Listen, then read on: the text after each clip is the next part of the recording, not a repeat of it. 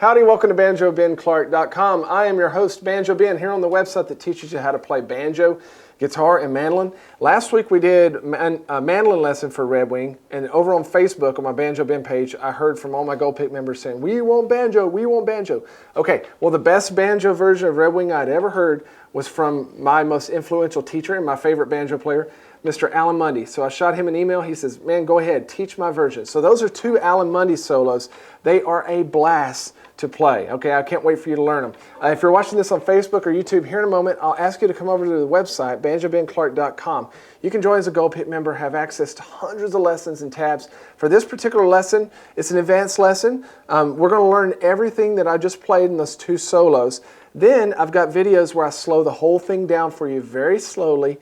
I've got tabs in PDF and TEF file formats, not only of these two solos, but also a very basic version of Red Wing, so that you can download that and see how the more advanced version came to be based off of the basic melody. But then I also have 3 different speeds of MP3 guitar rhythm tracks. So you can download those, have those to practice along with. Okay, I'd be honored to have you on board. Let's jump into the first measure of Red Wing on the banjo.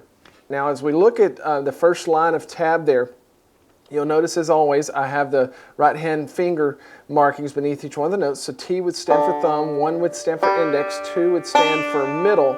And this first solo is down low, then we're going to go up the neck. But each one of these solos has an A part and a B part. So the A part would last for 16 bars, B part is another 16 bars. We're going to walk in the first measure starting on the second beat. And then when we get to measure 2, you'll notice that we have a slide there. And that is an 8th note slide. Okay, that means that I land on the 5th fret at the same time that I pick the open G string. You can choose to do a 16th note slide there. That's fine. It would sound like this. But I choose to do an 8th note slide there, and I leave that ring finger down through that whole first measure to help with those overtones. Then when I get to measure 3, I'm going to jump up and do the 16th note hammer on with my index finger.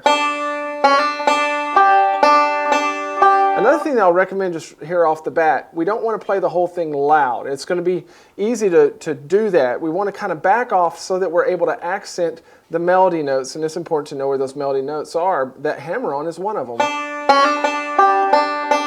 I'm going to jump into a partial C shape for measure 4. That means I'm just going to grab the 2nd fret with my ring finger, 1st fret here with my index. But the important thing about this is the 2nd note of the measure is that B string. I'm going to jump down and play it with my thumb. You can choose to do it with your index if you want, but I've found that jumping down with my thumb, that's what Alan recommends as well, is faster actually, and it's more even, and you get better tone. Then I'm going to jump up really quick to that 5th fret. I'm just going to leave that ring finger down the 1st string, jump up to the 5th fret, grab it, and come right back down. So measure 4 slowly. And I might actually, that 2nd fret, you can grab it with your index if you want. Let me play measures 1 through 4 just to give us some context.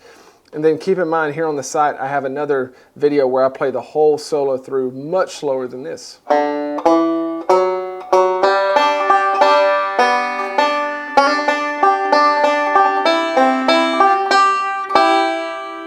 as we get into measure 5, we're back to that open D string with another 16th note hammer on. Measure 6 is pretty straightforward. We've got a hammer on in measure 7 from 2nd to 3rd fret, and then we're going to do a pull-off. Now you could choose to do that, jump up and do that with your index finger, but based on measure 6, I was already down here on the 1st fret with my index, and I already had my middle finger on the 2nd fret of the G string, so I just left it there. And then I've gotten used to pulling off with my ring to middle. You may want to jump up because you'll do better pull-offs with these first 2 fingers. Whatever you want to do. When we get to measure 8, I'm going to bar the first 3 strings with my index finger. And we're going to do a forward reverse roll. And then we're going to catch this 4th fret on the G string with our ring finger. At that point, lift your bar.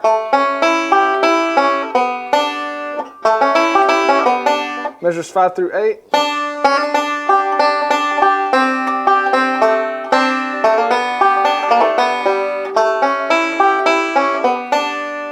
And then we're already in position for measure 9, index finger on the 2nd fret of the G string.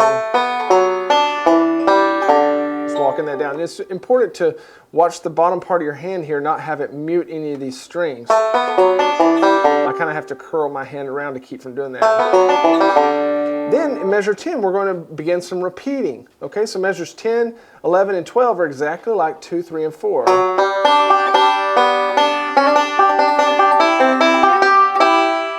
When we get to measure 13, it's exactly like measure 5, as well as measure 14 is like measure 6. You've seen all this before, but when we get to measure 16, we're getting ready to wrap up the first A part. And so it's got a quick turnaround here. I'm going to do a 2nd fret on my G string, and then if you play it with your middle finger, just leave it down, but that means that you're going to have to use your pinky to play that 4th fret. So you may want to jump up and grab it with your index finger, but I'm going to leave that index finger down.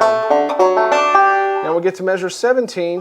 Technically the A part ends, okay?